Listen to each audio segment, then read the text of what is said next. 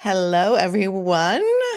Thank you so much for coming to spend part of your Wednesday, I think it's Wednesday, evening with me. And for those of you in some parts of the world, it may be Thursday.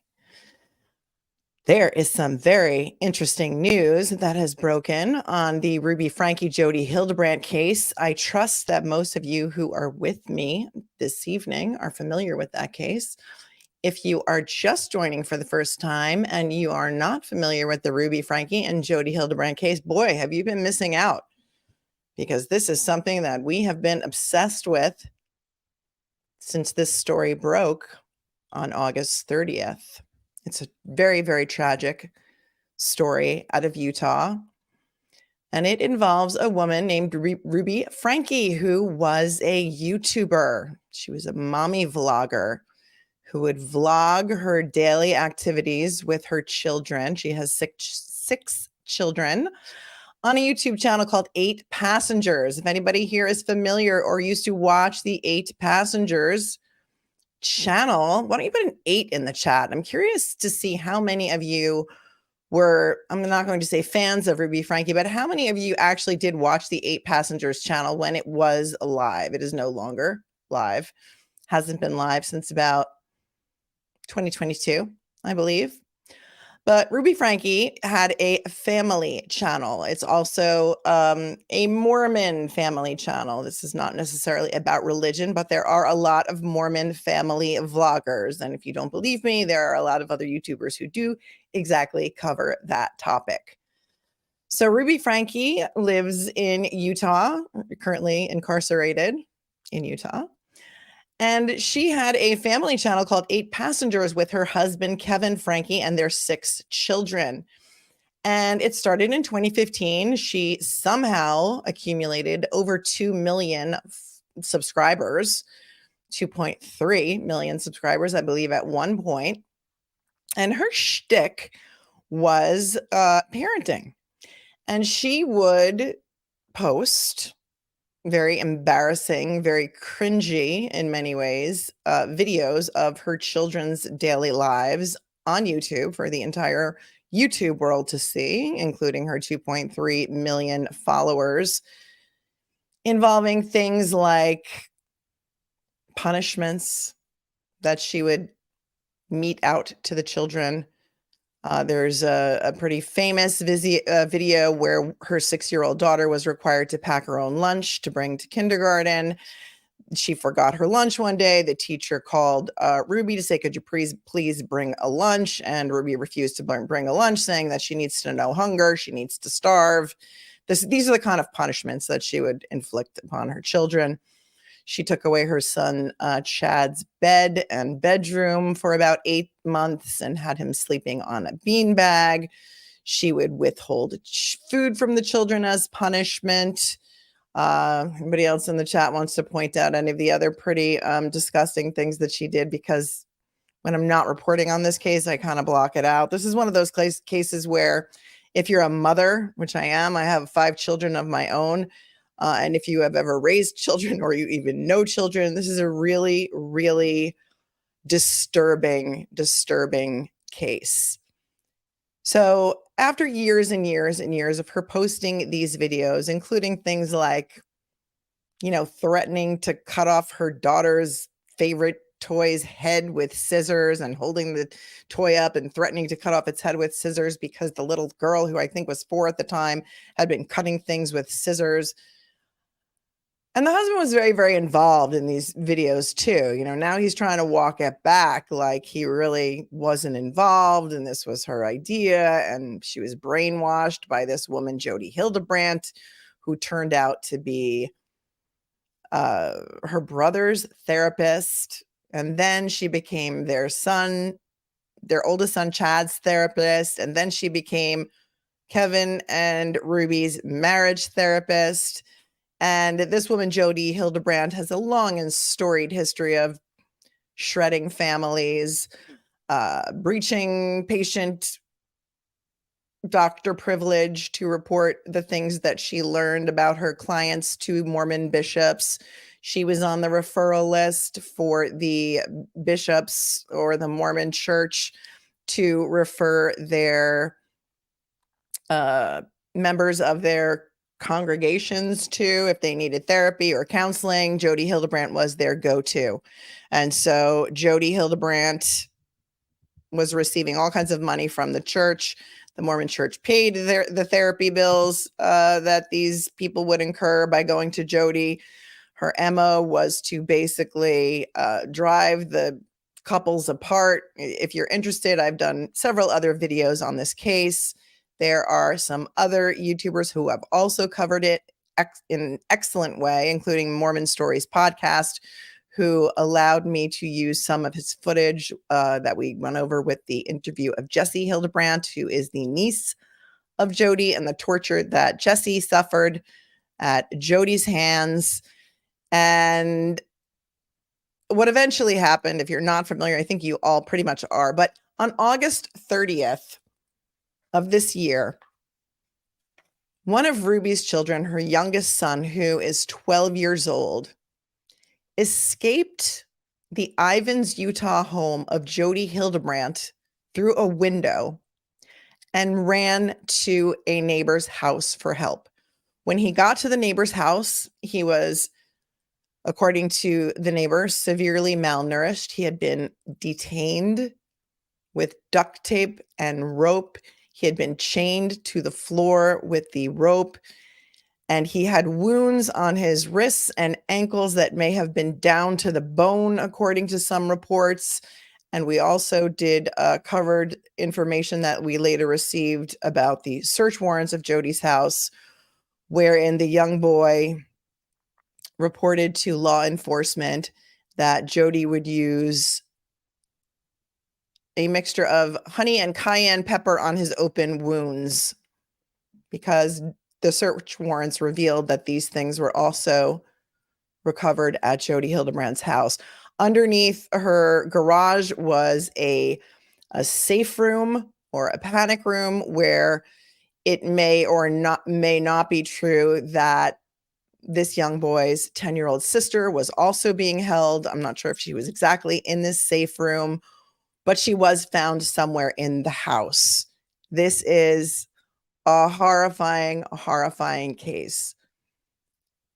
We also went over the 911 call of the neighbor in great length and great detail, and it is harrowing. I'm going to link the playlist to all of the videos that I've done on this case below, because if you haven't heard that 911 call, I'm going to warn you right now that it is very triggering, but it is something that, in order to understand the full depths of the torture and CA, as we call it on YouTube, in this case, you really need to hear that video, that audio. The neighbor, who is a man, an older man, it sounds like, was crying at one point. It will make you cry. You can hear the young boy in the background saying things like, "It was all my fault. I deserved it." And we also have videos where we went over the teachings of Connections, which was the Jody Hildebrandt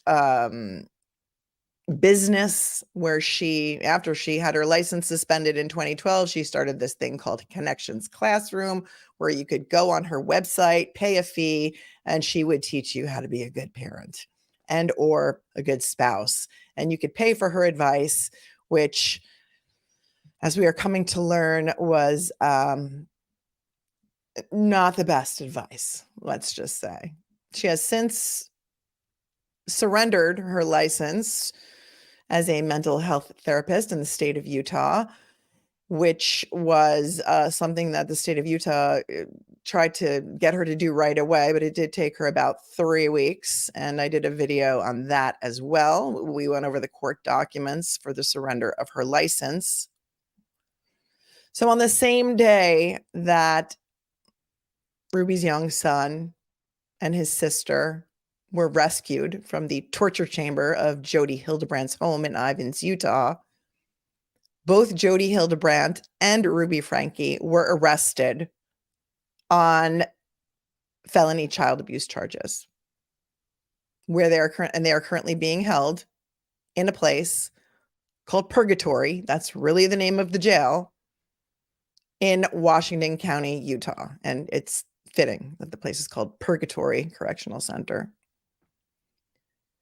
That same day, the young boy told law enforcement that his two sisters were also at the home of Jody. But we are now learning that that is not true. And a lot of us have speculated, where were the other two girls? They're 14 and 16, I believe. Now they may be a little bit older. At the time, they were 14 and 16, just in August. I don't know if anybody's had a birthday. But it had then been reported that the two older girls were found at Ruby Frankie's house in Springville, Utah, which is a 4-hour drive from Ivan's, where the two younger children were found at Jody Hildebrand's house. Yesterday, or last night, due to some incredible reporting by a reporter named Brian Schnee out of Salt Lake City, KUTV. Brian, amazing job. I follow him on Twitter. I reached out to him to see if he would come on the show to talk about this, but he hasn't gotten back to me yet. So hopefully he will. Brian, call me, because we would love to talk to boots on the ground. Salt Lake, you've been doing an amazing job covering the story with such integrity. And what I found interesting is that when I look at his Twitter feed, his Twitter feed is not getting a lot of activity. Like, this guy is breaking these stories and nobody is either picking it up or, retweeting. His Twitter, I'm going to call it Twitter forever, guys. I know they changed the name, but it's always going to be Twitter to me. He's doing some amazing reporting. So Brian Schnee got the police reports from the day of the incident, the day after the incident, and 2 days after the incident. There are 3 reports that have not yet been reported on by most. And so I'm going to tell you about them today because Brian Schnee talks about them on KUTV Salt Lake, but it's not getting a lot of press. So here we go. Now, you may recall that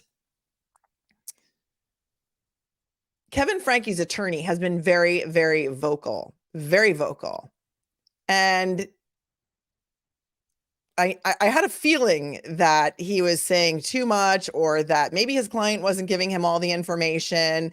And I think, hindsight's always 20/20, but I think we're going to find out that my gut may have been right on this, because on August 30th, the Springville police executed a search warrant and banged down the Frankie door. Now, you may recall, and this footage was out there a lot, but I'm going to play a little clip of it for you. I don't like to typically play a lot of media because, you can find this media on your own, but let's play a little bit of media because I want to tell you what Kevin Frankie's attorney said about the broken down door at the Frankie house in Springville, right around the day of the, so the day of the arrest was August 30th. That was the day that young, I'm not going to say his name, escaped from Jody's house. That's the day that Jody and Ruby were arrested. That day, officers responded to the Springville house of Ruby Frankie because obviously now they're looking for the young girls, right? They banged the door down because all the windows are like taped up and shades drawn, and executed the search warrant. But I want to tell you what Kevin Frankie's attorney said. And this is days later after this warrant was executed. I just find this to be, now that we have hindsight on this, a little bit, more than a little bit odd. All right, just let me know that you can hear it. This was from Law and Crime. And I think that this was, I want to say somewhere around the 20th of September that they broadcast this, but this is a clip from earlier today. I couldn't find the original footage, thinking maybe they took it down. So let's take a listen to this. But for weeks, that taped up front door was a mystery. Law and Crime Network even reported on it. Now with a taped up front door, this is the family home where the Frankies once lived. While on location in Utah, we sat down with Randy Kester, attorney for Kevin Frankie. When asked about the door, Kester said this. I know that somehow during the process of all this going on with the police and other family members and who knows, someone apparently broke the door. So he hasn't been able to get it replaced yet. He's in that process, but yeah, so he's probably got tape on it. At the time, Someone apparently broke down the door. He doesn't know how the door got broken down. I remember seeing this, on Law and Crime at the time it was broadcast and watching this attorney speak. And I'm like, he doesn't know how the door got broken down. His 2 kids were found malnourished and tortured 4 hours away in Jody Hildebrand's house. They're looking for your 2 other daughters.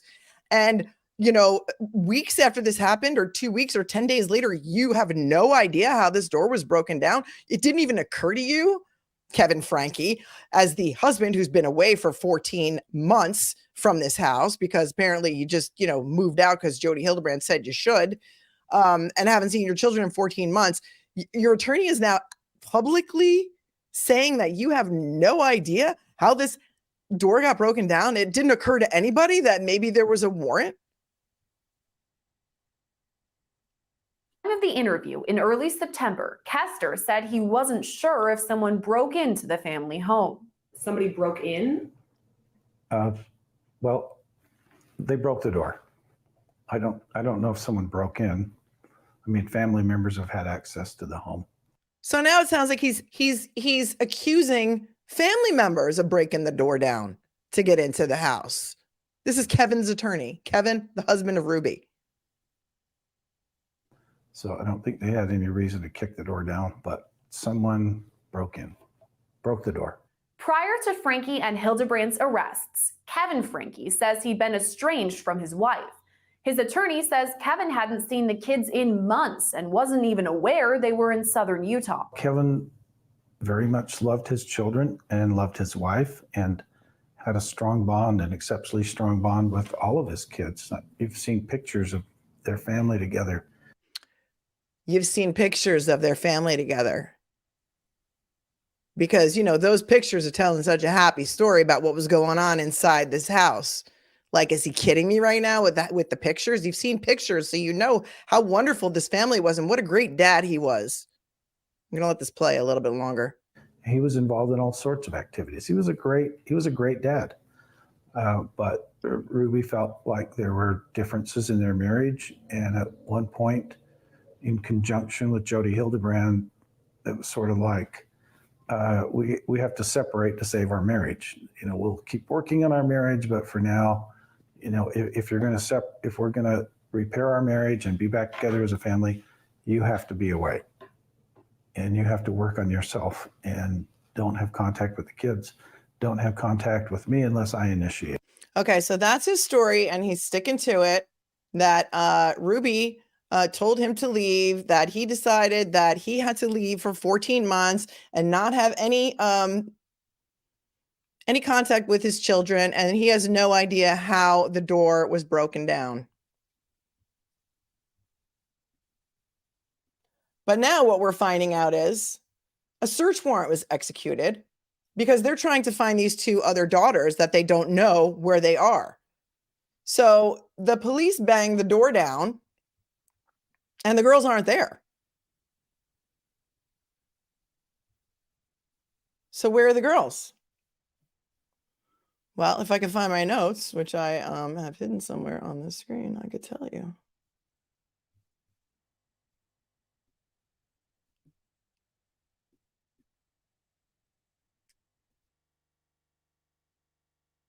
Okay. So it turns out, according to Brian Schnee's excellent reporting, that after they banged the door down, executing the search warrant at the Franke home in Springville, Utah, which, remember, is 4 hours drive from Ivins, Utah, local law enforcement collaborated with DCF, which is DCFS, which is the Department of Child, Family, and Services, to locate the other 2 Franke children, the 2 older daughters who were 14 and 16.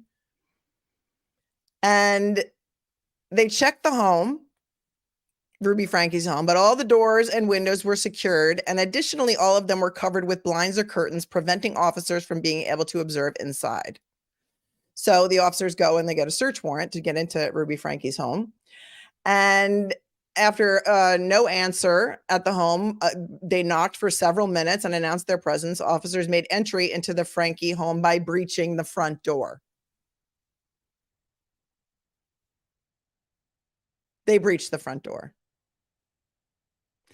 Officers noted in the report that the front door was significantly damaged after they entered the home. So there was no damage to the door before they entered the home. This damage was done from officers, law enforcement, executing a search warrant, banging the door down, trying desperately to find these two other children after the first two were already discovered in such horrific condition. After law enforcement searched the home was found to be unoccupied. So now they're in a desperate, frantic search to find these two daughters. And they reach out to SHARI Franke, who you may recall is the oldest daughter of the Frankes. She escaped that Franke home just as soon as she could. She is currently a student at BYU, and she has been very, very vocal. I'm not outing her. She's all over TikTok. She's all over all social media. And she has been screaming about trying to get somebody to listen to her for years about the treatment of the other children that was going on in the Franke home.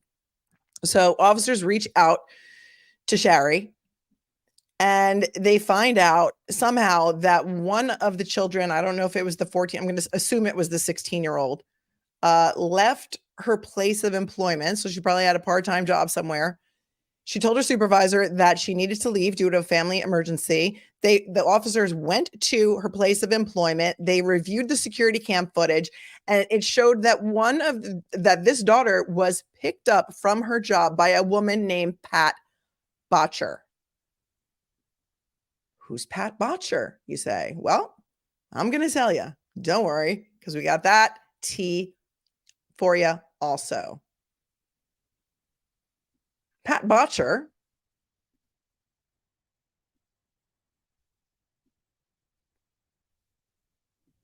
is part of Connections. Shocking to me, first of all, that this Connections website is still up. So if you're new here, Connections is the business that Ruby Franke joined Jodi Hildebrandt in to,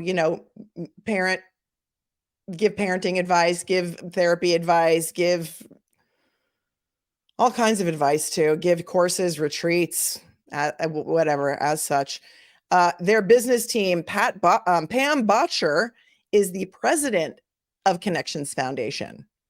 She has a degree in interpersonal communications. She's a mother of 7 and a grandmother of 14. She has served for 6 years on the, I can't read this very well, but it looks like Timpanogos Symphony Board of Directors, and 2 years on the Utah Metropolitan Ballet Board of Directors. So the two other daughters, 14 and 16, were with this woman, Pam Bodtcher, at her home in American Fork, Utah, which is, I think, I mapped it before. I want to say it's maybe 15 miles north of Springville, which is where the Franke house was.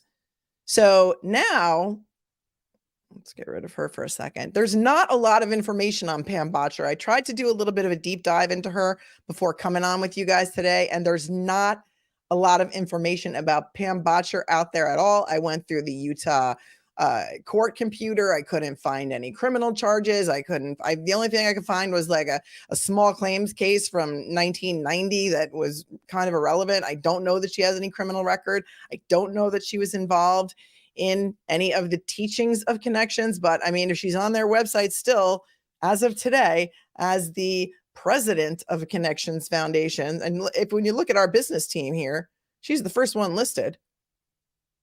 Then you go down, and then there's Ruby Franke listed. And it says here that Ruby Franke is a certified mental fitness trainer with Connections. She's a wife and a mother to 6 wonderful children. She provides content. I'm sure the children are wonderful. I'm not sure that she thought her children were wonderful based on the way she would punish them publicly and based on the condition in which they were found in Jodi Hildebrandt's house. She provides content on Connections social media platforms and podcasts that focus on empowering parents and children to live in truth.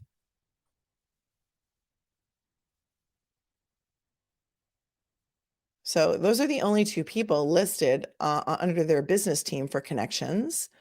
And then it says, interestingly, learn how to heal from stress and anxiety, learn how to set boundaries, for better self-care. Learn how to avoid drama in your own life and in the workplace and more. Here's what they offered. Individual leadership training. It was a 6-week program. You can read it here. I'll leave it up for a second so you can always come back and freeze on this and read for yourself the offerings of Connections. Team leadership training. That was another 6-week program, and company leadership training. So they would actually train whole teams of people. Oh, and look at the pricing. Okay, so for the individual leadership training for 6 weeks.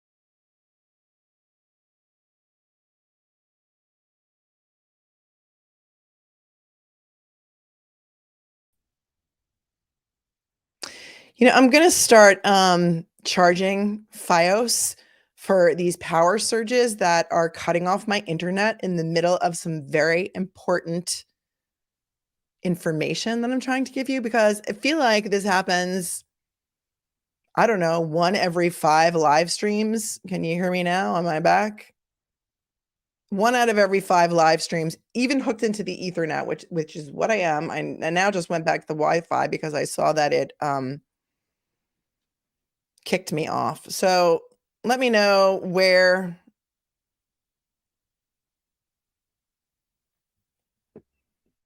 which part we left off. Did you guys hear all the pricing for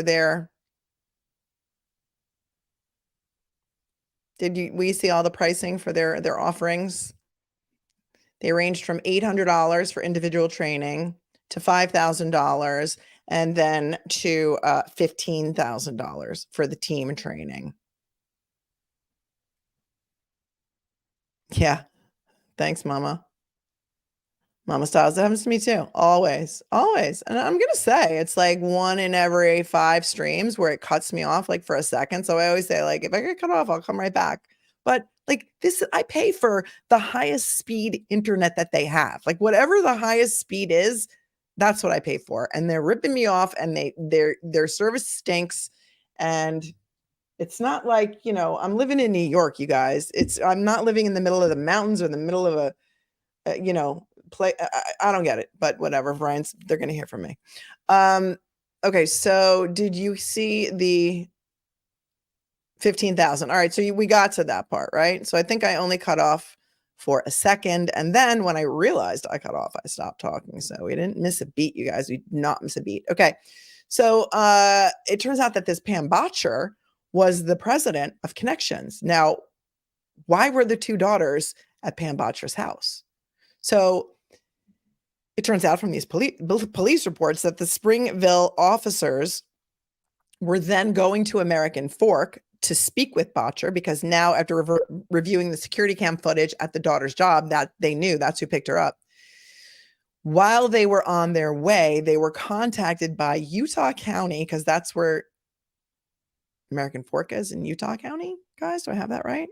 They were contacted by Utah County Major Crimes Division detectives who were at a home in American Fork, and they told the officers from Springville that both children were located. After they were questioned, and, they gave Bodtcher talking to, maybe took her statement, Bodtcher explained, quote, and this is according to the police report, that around noon that day, she received a call from Ruby Franke, who told her that she had a family emergency and asked if Bodtcher could pick up blank and blank, the two daughters. According to Bodtcher, Ruby asked her if the two children could go to her house with her for a while. Bodtcher told the officers that the request was not odd, since she has had these two girls over to her residence before to do housework and other chores for her.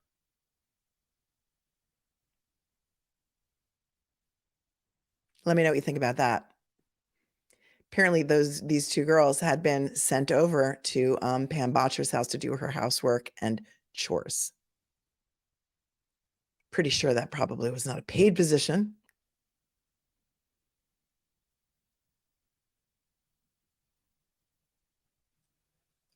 The two girls were informed by the Department of Children and Family Services worker that they could either go to stay with their sister, SHARI Franke, or they'd be put into foster care with a foster family.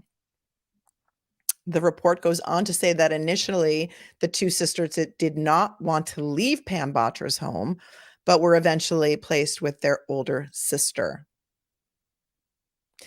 KUTV2 News, Brian Schnee, has reached out to Pam Bodtcher multiple times and stopped by her home in American Fork on Tuesday afternoon, which was yesterday, seeking comment, but nobody answered the door. Can you say Stockholm Syndrome? Why would these girls not want to leave Pam Bodtcher's home and go with their sister? I think they've been poisoned against SHARI. SHARI's been very, very vocal for a very long time about the horrors that were going on in the Franke house. And I think that it's probably these girls and their other two siblings have probably been poisoned against SHARI, just like they were probably poisoned against Kevin and poisoned to believe that the horrors that occurred to them, or at least to the son in Jodi Hildebrandt's house, was somehow his fault. Because that's what we heard him say in the background of that harrowing 911 call made by the neighbor.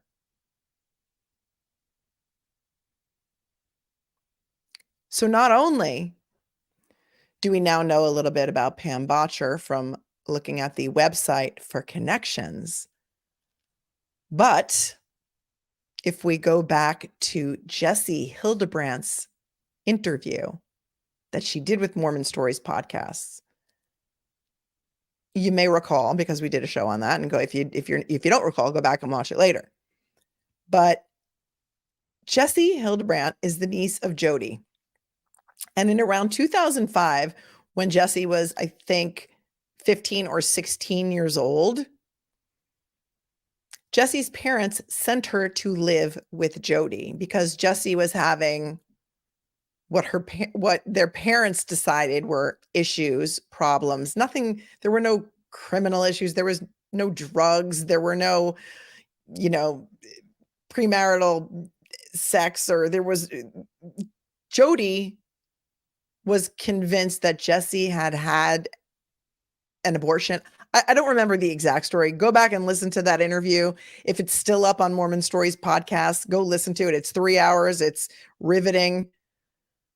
But during the time that Jesse lived with Jodi, Jesse was tortured by Jodi.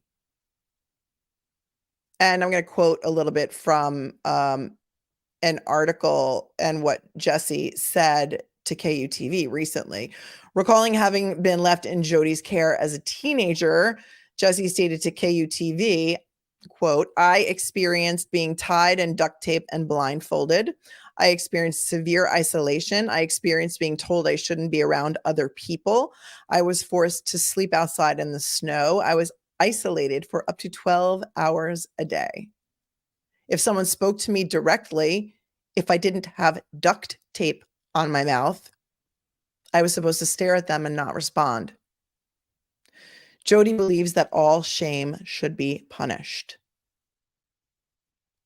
In her interview, according to KJazz in Utah, Jessie described as having very strong feelings about Pam.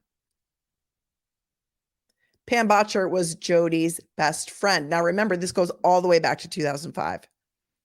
So Pam Bodtcher has been Jody's best friend since at least 2005. Jessie said, quote, "Not that she was directly involved in abusing me in any way, but she was one of the people that was constantly surveilling me so that she could report my actions back to Jody." So this Pam Bodtcher has been part of what I'm going to call now Jody Hildebrandt's surveillance team since at least 2005.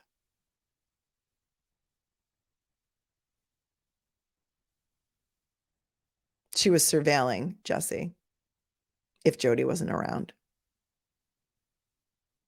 Now, according to page 6, which is the New York Post, for those of you who live near here. According to page 6, Kevin's attorney, Randy Kester, who we just saw give another statement. Randy Kester told page 6 a while ago that Kevin was in a men's group for 13 months, supported by Jody, that Jody was the leader of this men's group. Jody directed the meetings, and that during these meetings, Kevin was told that he was greedy and narcissistic and selfish and everything bad, and he needed to go repent. That was a direct quote. These meetings coincided with Kevin being told it would be best if he moved out of the house. And Kester said, quote, "We think it was Jody's idea and that she pushed it on Ruby. It happened after Jody and Rudy and Pam had been on a trip," end quote. So Pam's been around. She's been in the background. She's been part of the posse since at least 2005. I can't wait until she's subpoenaed to testify. I'm sure she's being questioned by law enforcement. I'm sure of it. I think there's a lot more to come out about Pam and what she knew and what she saw. When Kevin agreed to leave, Randy Kester, his attorney, said, "Kevin said he would do what it takes to repair his family. Then in the summer of 2023, Jody had Ruby move in with her." So this is according to Kevin's attorney. Okay, that is police report number 1. And that's just resulting from the August 30th events, which were the events that happened on the same day that Ruby Franke and Jody Hildebrandt were arrested, the same day that her young son escaped Jody Hildebrandt's horror house and ran to the neighbor and got help and rescued his sister with the help of law enforcement. The same day that they executed a search warrant on the Franke home in Springville. And that's the day that they found the 2 other daughters at Pam Bodtcher's house. And the 2 daughters were given the option to either go into foster care or to go with SHARI Franke, their sister. They chose to go with SHARI. And I believe that is still where they are today. The next day, August 31st, there is another police report generated. And the police report was generated because a DCFS caseworker had to go to the Franke home in Springville to retrieve some personal items and clothes and personal effects for the 2 daughters that were now living with SHARI, and also for the 2 other children that were placed into state custody in Washington County. And I don't know where they are. I'm hoping they are inpatient somewhere, getting inpatient psychotherapy to try and undo some of the horrors that have been done to them. I don't have any confirmation on that. It has not been reported. Brian Schnee has not obtained, I think, that information yet, but I will be looking to him for all of the intel because he's amazing. On August 31st, the DCFS caseworker calls Springville Police and says, we need a police escort to take us to the Franke home because we think Kevin Franke is there and we do not think he's going to be cooperative. And we would like you to please escort us to the house so that we can get some stuff for the kids. So it turns out that SHARI also went to the house to get some things for the girls, some clothes and some personal effects. And the reason they called was because the caseworker, in their police report, it says the caseworker informed police they believe Kevin Franke might be at the home and that he, quote, he may not be cooperative, which is why they needed police assistance to go back into the home. When the police arrived, the caseworker, SHARI, and other family members were already in the home. It does not say who those other family members were in the police report. The police said, quote, all of them were further advised that they should not collect any items that do not belong to them or aren't needed for the children. It said in the police report. Now, that same day, Randy Kester, attorney for Kevin Franke, told Page Six the following. That, quote, my client's urgent focus is simply to keep his children together under his fatherly care. If the allegations are true, my client has never supported, condoned, or even acted in a physical way towards these kids. He told that to News Nation. He's a good dad. He's a very humble guy, and he needs to get these kids back to be able to kind of get them out of the media and get their lives back to normal. That's his objective. That's the same day that the police were called to help DCFS caseworker and SHARI retrieve items from the home. The next day, September 1st, Kevin Franke calls the Springville Police Department. And this is police report number 3 that has just been uncovered by Brian Schnee of KUTV 2 News in Salt Lake City. Kevin Franke calls from Springville Police Department on September 1st, reporting a burglary to his home. He allegedly reported that electronic items were taken from the home, specifically, quote, his electronic journals. He told officers that he, quote, believes his oldest daughter, SHARI, is responsible due to a statement that she made in court. The officer told Kevin, yeah, we broke down your door because we executed a search warrant 2 days ago, the day that your wife, Ruby, was arrested on felony counts of child abuse of your own children. And no, your daughter didn't break your door down. We did. According to the police report, quote, Kevin stated that SHARI is not allowed in the home and that he believes that she entered unlawfully and he wants her charged with burglary. Quote, Kevin states he does not want children mentioned in his home at this time. The officer said, I again explained that they needed to get essential items of theirs that were in the home, which Kevin did not seem to think was relevant.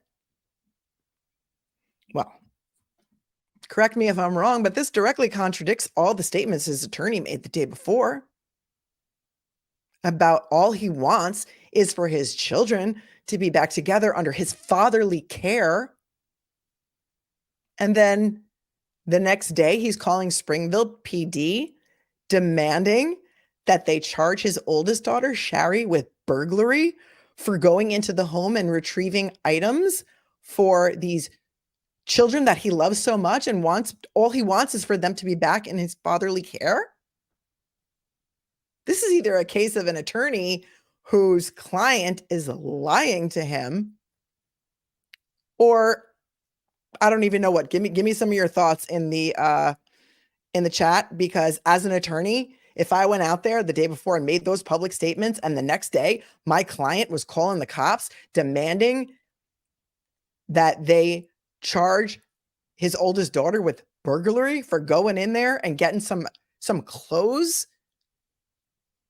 for the daughters that were now going to be living with her, and for the 2 other children who were currently in the hospital recovering from these horrific injuries due to the child abuse inflicted on them by Jody and Ruby. Because, by the way, when the son said they used cayenne pepper and honey on my open wounds that were caused by the ropes that they tied me to the floor with, and then put duct tape over them. He said they, not she, referring to just Jody. Now Kevin's demanding that Springville PD arrest his daughter, SHARI, and charge her with burglary. Anybody else have as big a problem as I do with this? The police report, now we're on police report number 3, then goes on to mention that SHARI brought those items to the Springville Police Department, and they were given to Kevin a short time later, which I can't even believe that they gave him these items. His electronic journals? I mean, if that's not evidence in this case, potentially, I don't know what is.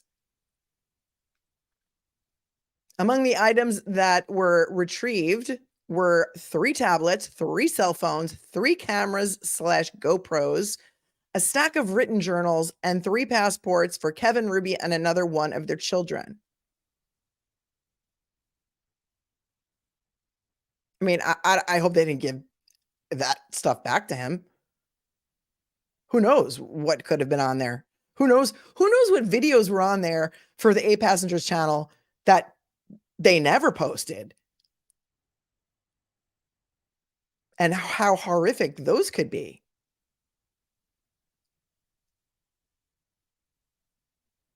Quoting again from the police report number 3, the complainant was informed that we would not be charging his daughter with anything, as her intent was not to deprive him of any items, comma, she had previously been allowed in the home, and he had not been in the home, admittedly, for 13 months, the officer wrote in the report.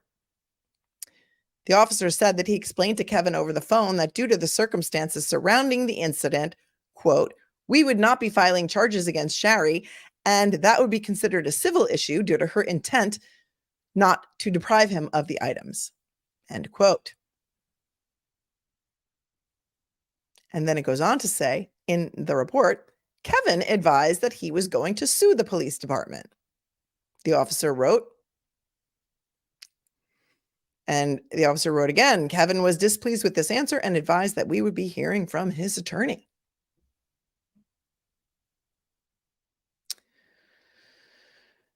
Goes back to the, like, do you know who I am?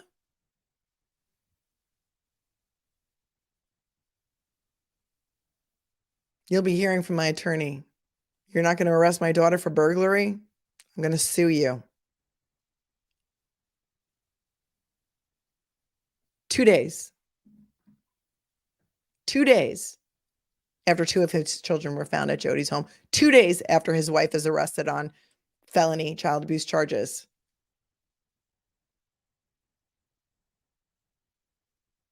Yesterday, apparently, 2 News, KUTV, Salt Lake City, Brian Schnee, another shout out for this fabulous reporting, had an interview scheduled with Randy Kester, Kevin's attorney, but it was canceled due to the current state of the juvenile court case.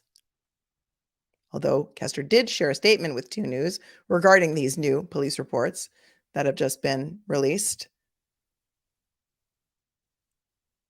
That said, quote, Kevin didn't do either.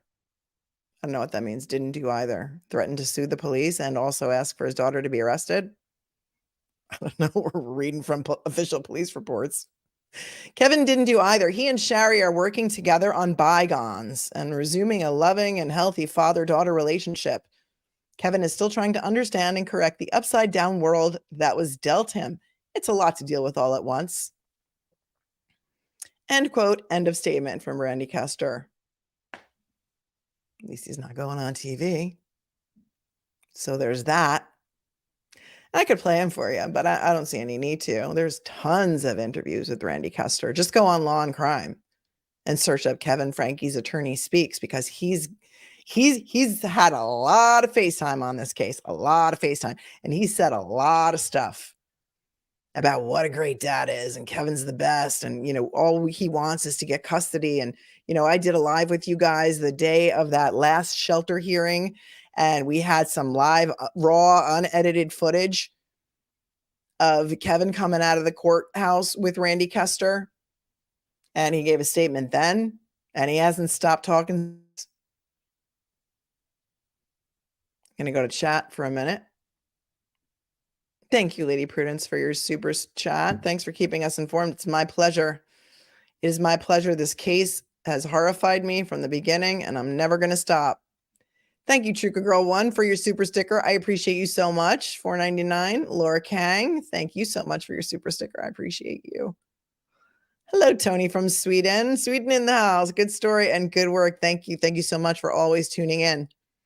Guys, if you're just joining me for the first time, I'm Melanie Little. I come to you with 30 years experience as a practicing attorney in New York State and federal courts. I am also now a YouTuber, a legal analyst, commentator, and mother of 5. You get all of those perspectives from me, and I am not a cupcake. I have a sign over here. It says, you cannot make everyone happy. You are not a cupcake. I have opinions. I'm going to share them. And this is not a neutral channel where I'm just going to sit here and read the facts to you and then say, okay, thanks everyone, and good night. My facts are going to shift. My opinions are going to shift depending on the case. Sometimes I'm pro-prosecution. Sometimes I'm pro-defense, but I'm always pro-constitution. I'm always pro-evidence, and I'm always pro-procedure.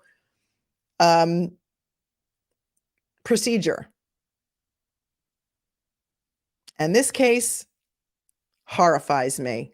And the fact that Jody Hildebrandt was one of the most referred mental health counselors of the Mormon Church horrifies me. And they even paid her bills. Jacqueline says, Kevin is not a good dad. What kind of father would leave his children with a nut of a wife? He's no good, just like his wife. Lock them all up and throw away the keys. You know what? 14 months. 14 months he was gone. Because Jody said, go. Jody said, if you leave for a while, giving him false hope, like your marriage will get back together if you just leave for a little while, if you just go, we need you to leave. And then all of a sudden, Ruby's moving in with Jody. This whole thing, you guys, is so messed up. And I can't wait. Yes, I am pro-truth. That's right, Deb Galloway. I am pro-truth. And I'm here. I'm here for you guys. This could turn into a class action against the Mormon Church, says Fairy Grandma. It's going to be interesting. It's going to be interesting if somebody gets into those records, and if those records are going to be discoverable, how many people they referred to her. And, those are other things that you can go out there and search up. Search up the interviews. A lot of people are doing interviews with former patients of Jody Hildebrandt, former group members. She ran a men's group for men who were addicted to pornography. That was her specialty, apparently. And there was an interview of now I'm getting them confused, but one of them was a nephew of somebody. And I don't want to mix up the stories, but there was a young boy, maybe he was 15 or 16, who was in one of her youth groups. And Jody, in her infinite wisdom and skill, decided that he should be in the men's group instead.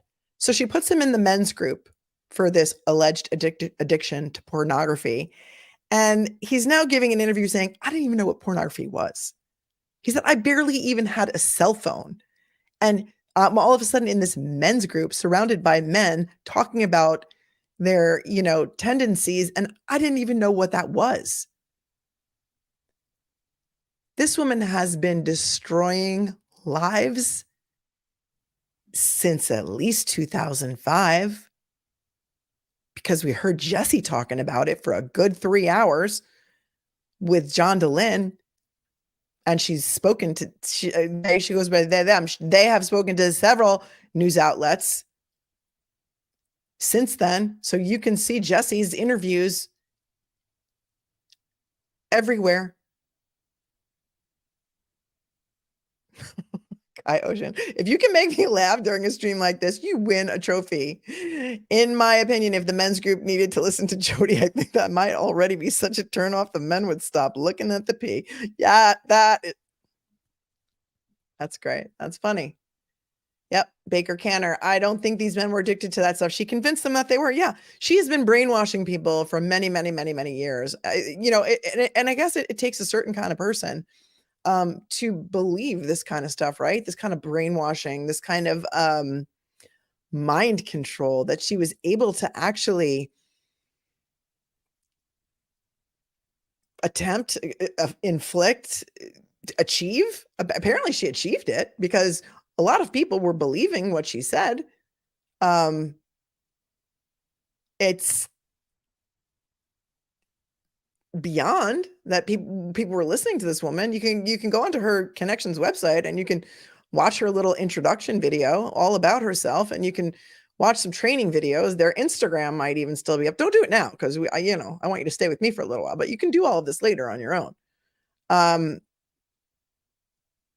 It's mind-numbing. Jason, hi Jason. I'm calling out the Mormon Church for being just as responsible for this as Jody. They propped her up and paid her. Yeah. And they referred her to people. They sent people to her. They threw them into the lion's den. Here you go. Here's a woman that's going to break up your marriage. And most of these people, by the way, who are in her marriage counseling groups, have since divorced. They were broken up. She pitted them against each other. And right after they started marriage counseling with her, it's been reported that she would split the couple up. One would be in a men's group, one would be in the women's group. She would drive a wedge in between them, and then she would get closer to the wife. I mean, we can all guess or hypothesize about what she wanted from Ruby. What her end game was in the Franke marriage. May have been money, may have been followers, may have been influence. Remember, Ruby had 2.3 million followers. Maybe it was more than that. We don't know. But I think we're going to find out a lot more. Hey, Norma. Norma's confused. I thought there were 3 of Franke children at Jody's home. How are there still 2 children at the Franke home? Okay, no. So yeah, that's what we thought too, because when the 911 call was going on with the son, he said 2 of my sisters are also at Jody's house. That turned out not to be true. And they also were not at the Franke home. So what happened was, and if you weren't here earlier, just rewind later and watch from the beginning. One sister was found at Jody Hildebrand's home. The Springville police went to Ruby Franke's house in Springville, banged the door down. The other 2 girls were not there. They then found the girls at this woman, PAM Bodtcher's house, who was part of Jody Hildebrand's surveillance team back in the 2005 era when Jody was abusing her niece, Jessie, among others, and also was the president of the Connections Foundation, which was the organization business that Jody and Ruby were involved in after Ruby's 8 passengers folded. I'm going through the chat here to see if you guys have any questions, thoughts, comments. I love respectful debate. Christy coming in with this 1999 super sticker. Thank you so much. I appreciate you so much. I mean, what do you guys think? Do you guys think that Kevin Franke has any shot in hell of getting custody of his 4 minor children? Because remember, 2 of them are over 18 now. He's back in the house. He moved his ass back into the house. Sorry, I usually don't like the cursey words, and I usually don't curse on this channel, but yeah, it kind of slipped out.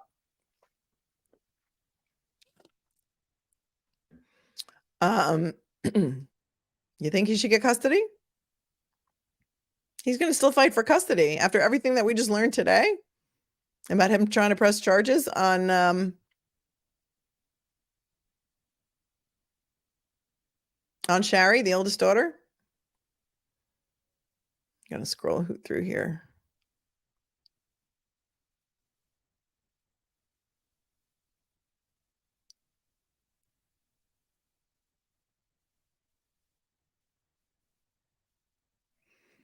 Yes, Patroness Glow. Yes. She broke up so many marriages. So true.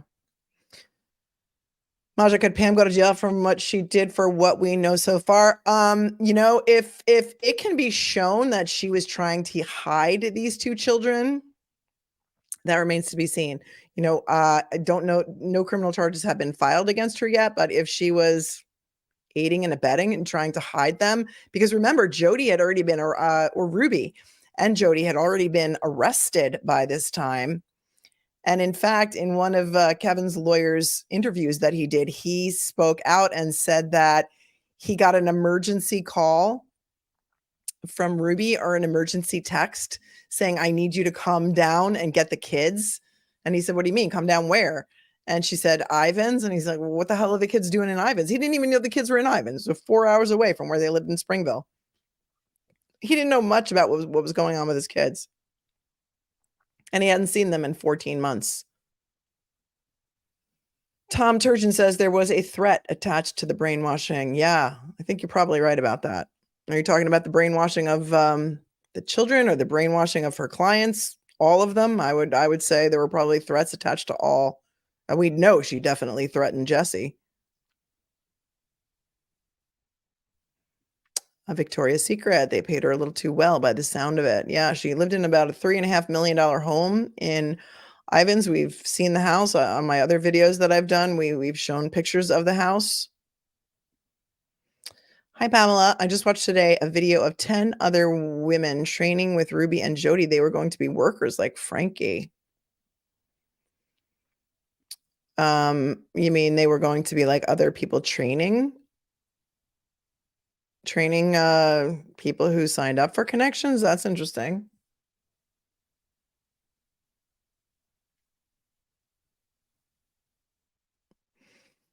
Hello, Gunny. Melanie, I have to tell you, having been raised Mormon, sometimes it may or may not create vulnerability to mind washing. Nepotism is life for LDS. That's interesting. You know, I was raised Catholic. There's a lot of fear and guilt involved in the Catholic religion as well. I also handled the case against the local diocese here on Long Island on behalf of at least 50 or 60 survivors of clergy SA. So I do know this world, unfortunately, a little too well, but not being, and I don't want to pretend that I am very knowledgeable about the teachings of the Mormon religion, but if you say that you were raised that way and that it may create vulnerability, I'm going to take your word for it. I mean, there's a lot of people that are going to come for you in the comments. And that's what I say too. Come for me in the comments. Come for me in the comments. I like respectful debate. I do. But don't attack each other. Don't attack me. Don't attack my mods, because they are the best on YouTube and they will block you or put you in timeout.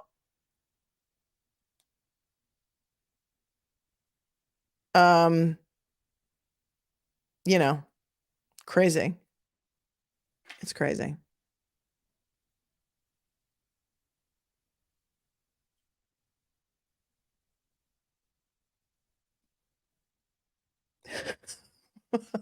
All right, you get trophy number 2, crime time grime. I think Kevin would be an awesome husband. I always wanted a husband that would pay the bills and leave. Right? Interesting. I mean, interesting that he would just do what she said and not take any interest in his children and or any attempt to see his children in the 14-month period, and just had no idea where they were, what they were doing, and just assumed that they were totally fine. Crafty Chris, I'm surprised the church didn't make him remove Jesse's interview like they did for Adam Steeds. Yeah, you know, I don't know. You're talking about Mormon Stories podcast. I know. So John Dehlin, for those of you who don't know, was served with a restraining order or some sort of legal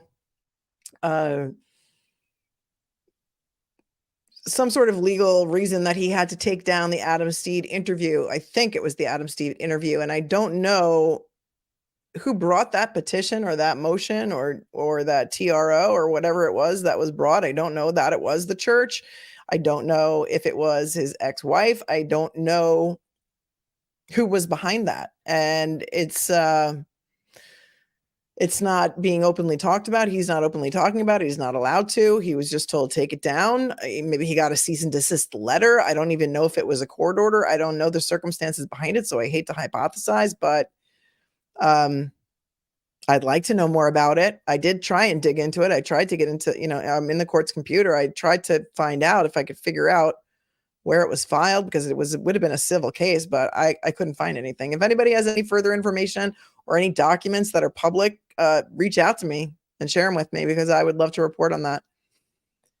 Hi, Mercina lady. Thank you so much for your super sticker, super chat.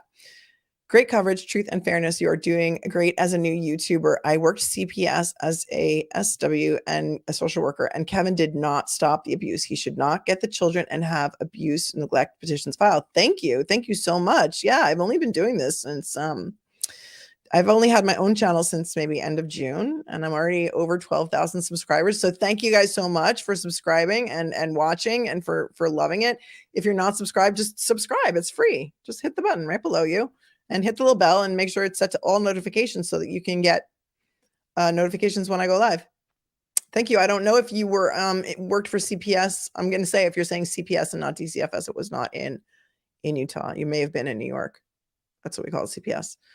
Hi, Robbie. Hi. I was going to say Heineken, but that doesn't say Heineken, Robin. If Kevin gets the kids, LDS leadership pulled strings. Thank you, Robin, for your $4.99 super chat and your thoughts there. I don't know. Well, we know that they pulled strings for Jody. And Cammie. Hi, Cammie. Her results weren't great, but her bank account seemed fine. Yeah. I don't know what she charged for those sessions, but we saw what they charged for the connections sessions, although I don't know if anybody's buying connections. So, hi, Victoria. Again, if Jody was running the women's group, who were in the men's group, I think she ran them both. Dominique. In her definition, everyone was an addict. It's how she made money, and it kept people under her control. You're right. They were addicted to something. Most often, though, it was porn, right? I think most often it was. Yeah. A lot of strange beliefs and teachings, and a lot of us would call them abuse. But according to her, it was truth or distortion. And children needed pain, and children needed to be taught. And I guess that involved chaining them to the floor and putting duct tape, not chaining, roping, I'm sorry, using rope to secure them to the floor, to restrain them to the point where they had open wounds that has been reported may have been down to the bones on ankles and wrists, and then dress their wounds with cayenne pepper and honey, and then put duct tape over them. So, that's what she thought was appropriate punishment for a child, because apparently they needed, I don't know, the bad punished out of them. Kind of reminds me of Lori Vallow and thinking her children were dark. There's some real crazy stuff going on out there, you guys. Then she made some crazy allegations, remember, too, and that one of the shelter hearings Ruby did against one of her own children, saying that one of her own children had been looking at P, we'll call it, since he was, he or she didn't say who it was 3 years old, and then went on to CA one of her other children, and then they together went on to CA. She has also said that things like, The Walking Dead, she considered to be pornography. So, this kid could have looked at the cover of Sports Illustrated, and that in her twisted mind was pornography, and she made up all this shit about her own kids. Like, you can't believe a word that comes out of this woman's mouth. You can't believe it. Hello, Gunny. Thank you for your $9.99 super chat. Please don't get me wrong. There are good people in the church, but the blind faith doctrine the LDS church teaches can cultivate mind washing, in my opinion. No, I didn't mean to mischaracterize what you said, and I didn't think that you were saying that at all. And look, there's good people in every religion. You know, there are lots of good priests in the Catholic Church. There were also lots of bad priests in the Catholic Church that were abusing children. There were also lots of bad priests in the Catholic Church that were covering up for the priests who were abusing children and shuffling around and creating a whole fraudulent scheme and preventing parents from going to law enforcement and keeping it in-house, and had written policies about what they were going to do if this happened and how to prevent people from suing. Trust me, there's good everywhere and there's bad everywhere. Just like there's good in law enforcement and there's bad in law enforcement. You could say the same thing about doctors. There are good doctors and there are people who shouldn't be doctors, and there are people who pretend to be doctors and they're not. So yeah, no, I didn't want to mischaracterize anything that you said at all. There's good and bad everywhere. And unfortunately, we're seeing a lot too much of the bad lately. Tony again coming in with the Swedish money. You're hot on the subject tonight, almost angry. I do. You know, these cases about the kids get me really, really angry.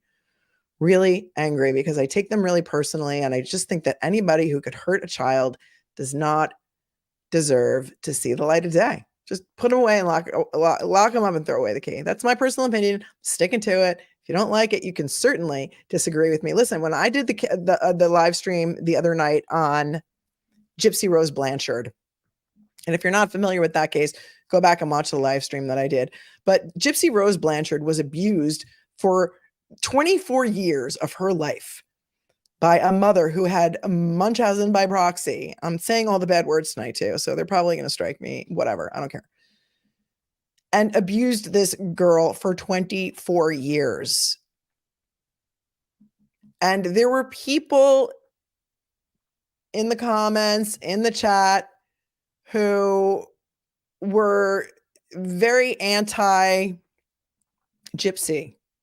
And look, Gypsy was sentenced to 10 years in prison. She did 8.5 years in prison. She just got out on parole.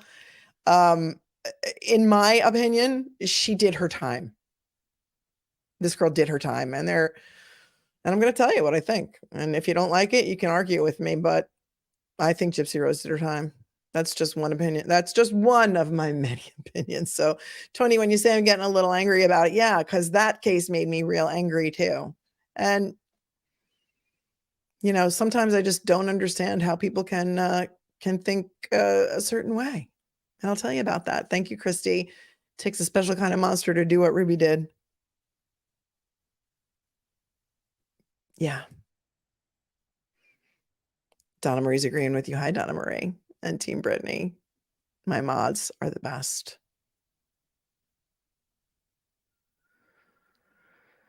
Yes, Team Brittany.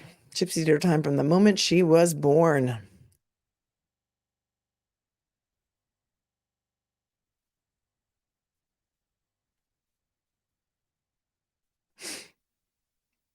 All right.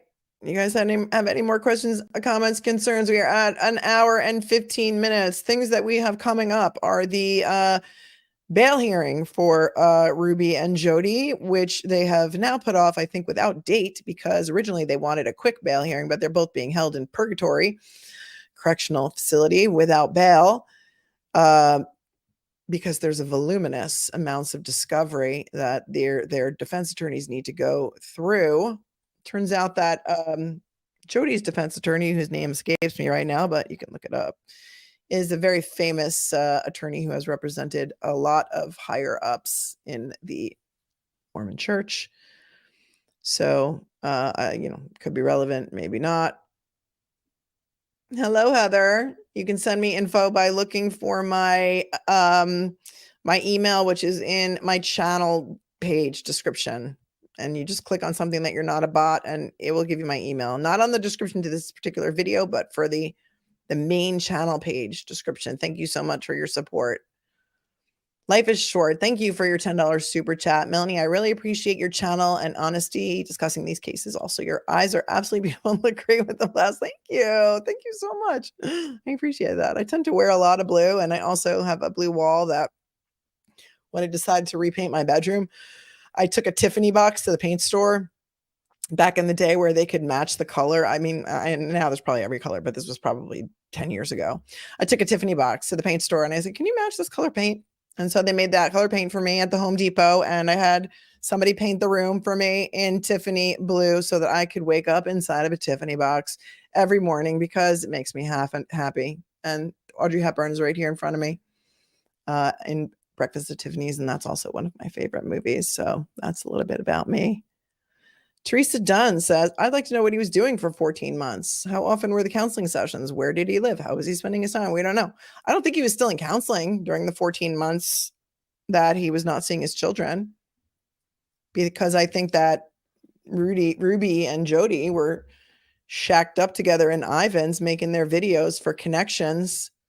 And I don't know if he was even still in counseling. We don't know where he lived. He won't say. I think he said Utah County was as much as he would say. And I think his oldest son was living with him. But again, these are all fuzzy details. So in addition to the bail hearing, we also need to find out where the children are going to be placed. Well, the shelter hearing. So I guess he's still fighting for custody. So the shelter hearing another shelter hearing is going to be coming up. And he's going to try and get custody. And let me know how you feel about that. All right, schooling mom, 14 months of just living elsewhere, going to work and not seeing your kids. Although, he was a professor at BYU. I think he was terminated. So I don't know that he has a job. I don't know if he's working. You can also go on the ratemyprofessor.com and you can see his the reviews that students left for him. Hey, Barb. It was a court order, according to him, on Mormon podcast, but he's going to fight it. Yeah, but it was a court order. But what I want to know is who brought the motion, who brought the order, who asked for the order. Was it somebody related to Adam Steed? Was it, the Mormon Church? Who's an order on behalf of who? That's what I wanted to know. Hi, Team Brittany. Our cupcake served for breakfast at Tiffany's. Yeah. Yep. A cupcake in a Tiffany box. H. Cook, how are you? Do you believe that the gentleman's testimony about Jody will help Ruby in any way? Which gentleman? The gentleman who Jody brainwashed? Allegedly brainwashed, because, innocent until proven guilty and all. I don't know. Is Ruby going to flip on Jody? I don't see those two flipping on each other. I don't think Ruby's going to escape any sort of a culpability, because according to the probable cause affidavit, the reason they upgraded Ruby's charges and said that she must have known about the abuse of her children that was going on in Jody Hildebrand's house is because the two of them had posted one of their videos on social media a day or two before the children were found. So the police said, you knew or should have known that your children were in that house being abused. So therefore, we're upgrading your charges. I don't know that. I don't think Ruby's getting off for anything. I don't think Ruby's getting out of there at all. Hi, Hudson. Thank you for the $10 super chat. In Jody, Ruby found validation to escalate her control and bogus authority. In Ruby, Jody found an obsequious sycophant to knee grab new social media audience and a substitute for a relationship. Yeah. Yeah, that knee grabbing was pretty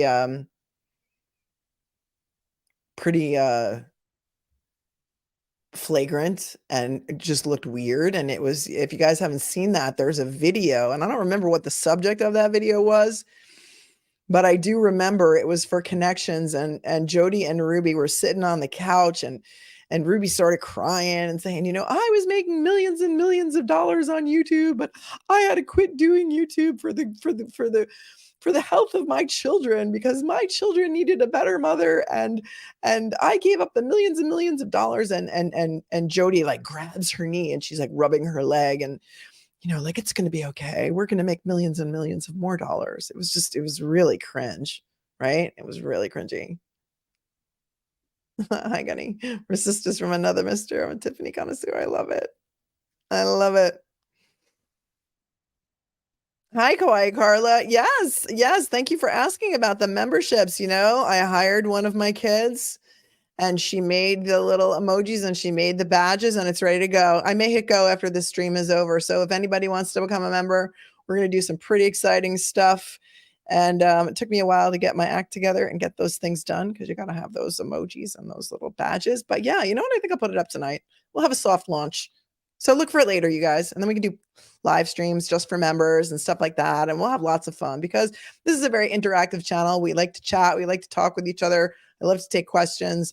And there's so many more things that we could discuss, you know, on private live streams. We could get a little more in depth with a lot of the stuff that I know you guys are interested in. And I want to hear what you're interested in. I want to hear what you want to talk about because I'm here for you. Hi, Dominique. I'm pretty sure they have contacted YouTube and got all the 8 passengers video. Yeah, for evidence. Yeah, I think so too. But I'm saying if anybody here wanted to check out that weird connections video, like you can, I think their Instagram is still up and it's called like Moms of Truth, maybe. I showed it on another live. So if you want to go back and watch all the lives in this on this, you will find it in there somewhere. You will find it in there somewhere. All right, to my moderators, you guys are the best on YouTube. Please give Donna Marie, if we don't already have it, your email because we need to have a meeting. So I'm just putting this out there. Rochelle and Peter, I know how to reach you. This is for actually Wendy. If you could please give Donna Marie your email. Scott, I have yours. I think we just needed Wendy, right? And Black Rose, I don't know if she's here tonight. So that we can do a mod meeting because we're growing. We need to have a meeting. We need to have a plan. Baker Canner, I think Ruby was not smart enough to see what Jody is really all about. I think Ruby just thought Jody was another child like she is, but Jody is so much more. Yeah. You know, if you watch a lot of her videos, she is very childlike in a lot of ways. There was also another interview that I have not played, but you can find it. I think Anjanette Levy did it. And I think it's on Law and Crime. And I don't know if it's been taken down because I didn't see a lot of people reporting on it. But Anjanette Levy interviewed somebody from Ruby's family. And it was audio only. The person wouldn't come on camera. And the voice was disguised. And we're not really sure what this person's relationship to Ruby Frankie was, but some sort of relative, may it be a cousin, maybe an aunt, maybe Ruby Frankie's parent was siblings with this person's parent. I don't know, but it was a really, really horrible interview. I mean, it was a great interview that Anjanette did, but it was horrible information revealed about the generational abuse that may have been going on in Ruby Frankie's family. And it was hard to listen to, even though you couldn't see this person while they were speaking and the voice was distorted. You could hear the tension in this person's voice. And the person went on to speak about this generational abuse that was endured by, I don't know if it was Ruby and this person's grandparents would inflict upon them. I have to go back and listen to it again. I don't want to misspeak. So if you guys want to go listen to it, just look for Anjanette Levy's interview. Yeah, Sunset Gazing. Yes, you heard that, right? Norma, Anjanette Levy is Law and Crime, right? I believe she's Law and Crime. I don't want to tell you that she's in the wrong place. She's not News Nation. She's not Court TV. I think she's Law and Crime. If anybody can tell me where it is, don't put the link in the chat because the links get blocked by YouTube because people can't put in links for we don't want things with viruses or pornography or anything like that. So the links automatically get blocked. I remember the Anjanette Levy interview. I think they said it was generation abuse. That's why I don't trust the Ruby sisters' motives. Yeah. Yep. So yeah, look, search Anjanette Levy relative of Ruby Frankie interview. And it's one where the person's not shown on camera and the voice is described. Yes, it is Law and Crime. Thank you, Cheryl. I like Anjanette a lot. She's been doing this a long time. She's a straight shooter. And she's really good. Yes, Dominique, she was a close relative. Yeah. So that's all I have for you guys tonight. I know this chat was moving very quickly. And Thank you guys so much. Just want to make sure I got all the super chats. Oh, wait, no, there's more. Gunny again coming in with the super chat. Randy Kester, Kevin's attorney, graduated from BYU. So yes, he's LDS. Thank you for that. Teresa Clinker, thank you for the super sticker. I appreciate you so much. Hi, Sarah Adams. How are you feeling today? Thank you for the super chat. The Houston Rockets DV guy was kicked off the team. Oh, really? Kevin Porter Jr.? Did that happen today? Oh, okay. I need to check on that because I know that his court date's coming up on October 16th here in New York. I did a live on that also. Kevin, why do I want to call him Frankie? Kevin Porter Jr., who is a basketball player with the Houston Rockets, was arrested for assaulting his girlfriend, who's a former WNBA player, in a New York City hotel a couple weeks ago. And she ran into the hallway bloody and beaten and choke marks around her neck. There had been some controversy about whether her neck was broken, but he was arrested, let out on $75,000 cash bail, and told to please come back to New York on October 16th. And we'll see what we're going to do then with your assault charges.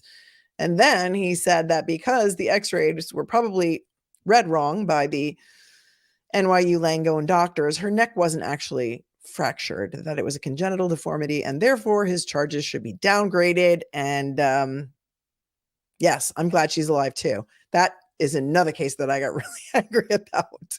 Oh my God. Yeah. Hey, it's all right. Choke your girlfriend. You didn't break her neck. So you know what? We're just going to say, maybe we'll just, I thought it should have been attempted murder. I'm like, where's the attempted murder charge? Craziness. All right, Cheryl, it's okay. They ask questions in the comments, and you know what? I go back later and I answer them. I do. I read your comments.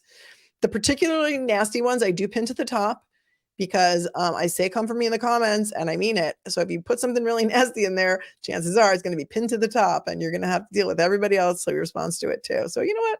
Just don't. You don't need to be nasty. Say something nice. If you can't say anything nice, don't say it at all.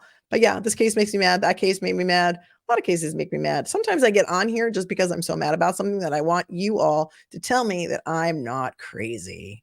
Okay?